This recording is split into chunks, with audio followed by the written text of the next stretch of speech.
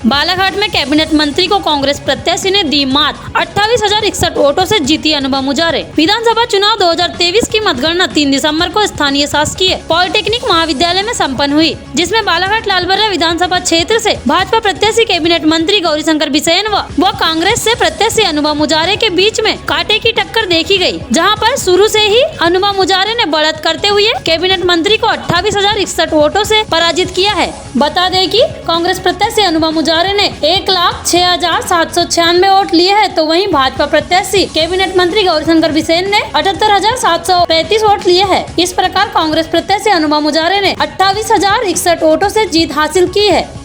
BNN times के लिए बालाघाट से दुर्गा शरणागत की रिपोर्ट। अनुभा जी, इस चुनाव में आपने भाजपा के दिग्गज नेता को हराया है और अब किस तरह की आगे आपकी स्ट्रेटेजी रहेगी?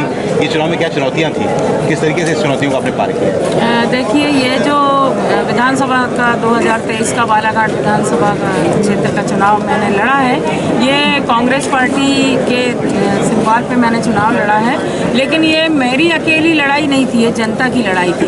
और कांग्रेस का एक एक वरिष्ठ नेता से लेकर एक छोटे से छोटे कार्यकर्ता ने बिल्कुल अपनी लड़ाई समझकर इस चुनाव को लड़ने का काम किया है। और उसके साथ जो प्रदेश में जो परिवर्तन की लहर चल रही थी, उस लहर का फ़ायदा हमारे ज़िले में तो कम से कम हमें देखने में मिला, और हमारे विधानसभा क्षेत्र में तो बहुत ज़्यादा।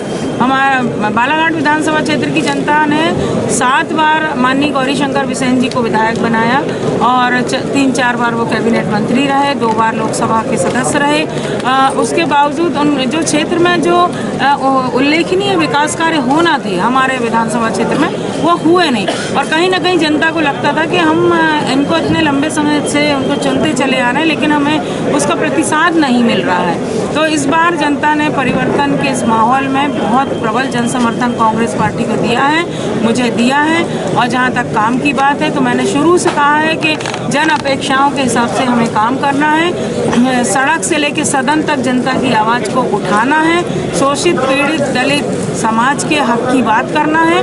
और हमारे क्षेत्र में जो मुख्य विकास की बातें हैं, मुद्दे हैं, तो हम सभी जानते हैं कि लालबर्रा क्षेत्र जो 77 ग्राम पंचायतें जहाँ हैं, वहाँ कई इलाकों में सड़कों का आवागमन का रास्ते अभी भी अच्छे नहीं हैं।